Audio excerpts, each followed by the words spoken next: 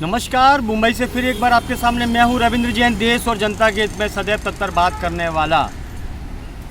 माननीय सर्वोच्च न्यायालय जी, एक बात का संज्ञान तो लेना पड़ेगा, आरक्षण जड़ से ख़त्म करना होगा, क्योंकि आरक्षण नेताओं के लिए एक बहुत बड़ा हथियार है देश के अंदर आग लगाने का। इनमें नेताओं की पूरी चाल होती है और नेता इसका फ़ायदा उठाता है। आरक्षण के नाम पर नेता फ़ायदा उठाता है और रोटियां सेकता है, जनता को आगे करके मरवाने का काम करता है। इसलिए बढ़ते जाओ, आगे बढ़ते जाओ, काम करो, मेहनत करो, आरक्षण की कोई ज़रूरत नहीं है। आरक्षण एक तरीके की भीख के जैसा है, आदमी को कमज़ोर कर देता है। इसीलिए माननीय इस बात पर गौर किया जाए, ये नेताओं का जो हथियार है आरक्षण, इस पर कंट्रोल लगाया जाए, लागू किया जाए, ख़त्म किया जाए, जड़ से ख़त्म किया जाए। और मज़े की बात और भी है, भारत में जितने भी अपराध होते हैं उनमें नेताओं का शासन प्रशासन का पूरा योगदान रहता है, आराम से। जैसे मुंबई के अंदर फेरी वालों का चारों तरफ जो कब्जा हो चुका है, उसमें शासन प्रशासन के लोग शामिल हैं। फ़ोन करके बता देते हैं कि हाँ तुम्हारा बाप आता है, तुम ये सामान हटा लो। वरना सड़कों पर जो सड़कें पब्लिक के चलने के लिए, जो फुटपाथ जनता के लिए, वहाँ पर कब्जे, अवैध कब्जे। हिम्मत तो देखो, एक टोल वाला, ट्रैफिक पुलिस वाला अगर गलत स्कूटर खड़ा है तो उनके पास दूरबीन होती है, उनको पूर्वाभास होता है, वो भगवान होते हैं, उनको तुरंत मालूम पड़ जाता है, सूंघते हुए आ जाते हैं और टोल से उस स्कूटर को उठा लेते हैं, गाड़ी को उठा लेते हैं। पैसे देके, आधा पैसे देके सरकार को चूना लगा देते हैं। ये लोग गद्दार हैं। सरकार का शायद इसलिए वर्दी पहनते हैं सरकार में आके कि जमकर गद्दारी करो, और वाइट कॉलर, इनका कोई कुछ नहीं बिगाड़ सकता है। तो अंधा कानून, यही लोग, शासन प्रशासन के लोग जो बैठे हुए हैं, ये दो आंखें, यही भ्रष्टाचार के अंदर सबसे ज़्यादा आगे हैं। और इन्हीं के बलबूते पर मुंबई हो या हिंदुस्तान हो, भ्रष्टाचार या अवैध कब्जे होते हैं। वसूली का असल बाप सरकारी डिपार्टमेंट, शासन प्रशासन, ये दो ही लोग हैं। बाकी किसी की हिम्मत नहीं कि कोई भी गलत काम, गैर कानूनी काम हो। आज छत्रपति शिवाजी महाराज टर्मिनल जाइए, ये वर्ल्ड हेरिटेज पे है, यहाँ पर भी फुटपाथ पर अवैध कब्जे करा दिए। ये बड़ा शर्म का विषय है। चर्च गेट पर जाइए, वहाँ भी अवैध कब्जे।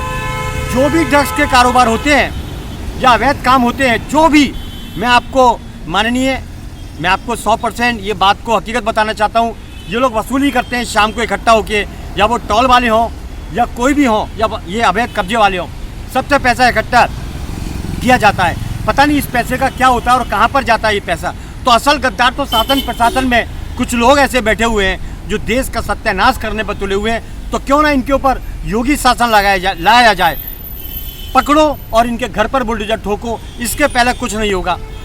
माननीय, इस बात पर गौर किया जाए, आरक्षण एक बीमारी है और नेताओं का ठोस हथियार है।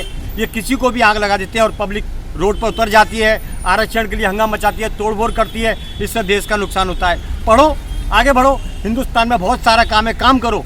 आरक्षण आदमी को बेकार और लाचार बना देता है। माननीय, इस बात पर गौर किया जाना चाहिए।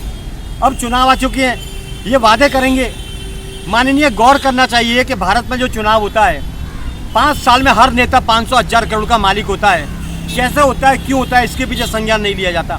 इनके ऊपर कोई कार्रवाई नहीं होती, क्योंकि इतना लूट लेते हैं देश को कि भर भर में कोर्ट में छूट जाते हैं। आज सरकारी डिपार्टमेंट, शासन प्रशासन, उनकी निगरानी में जब फुटपाथ पर कब्जे हो जाते हैं, ड्रग्स के कारोबार हो जाते हैं, तो इन गुंडों को या बदमाशों को कोर्ट से छूटने में कोई दिक्कत नहीं आती, क्योंकि सब सेटिंग चलती है, माल की सेटिंग चलती है, सेटिंग। माननीय, भारत को बर्बाद करने में ये सेटिंग नोटों की ये बंद होनी चाहिए।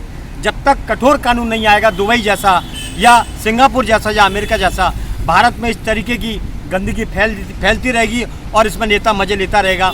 सबसे बड़ा भ्रष्ट तो 99% शासन प्रशासन ही है। अगर ये सुधर जाएं, ये लेना बंद कर दें, तो देश की जनता की ताकत नहीं है कि कुछ गलत कर सके, क्योंकि गलत कराने वाले भी शासन प्रशासन में बैठे हैं। माल आने दो, जनता को भाड़ में जाने दो। ऐसे भ्रष्ट लोगों को, ऐसे भ्रष्ट इन लोगों के घरों पर बुलडोजर चलाया जाए, सख्त कानून बनाया जाए कि क्या सरकारी डिपार्टमेंट के अंदर आप इसलिए आते हैं, कानून कर्तव्य को बेचने के लिए आते हैं। धिक्कार है ऐसे सरकारी डिपार्टमेंट, शासन प्रशासन को जो अनदेखी करते हैं और वसूली का प्रावधान लागू करके जनता को नोचने का काम करते हैं, जनता को हैरान करने का काम करते हैं। बस इतना ही काफ़ी है। मैं हूं मुंबई से रविंद्र जैन, देश और जनता के हित में सदैव तत्पर बात करने वाला। जय हिंद।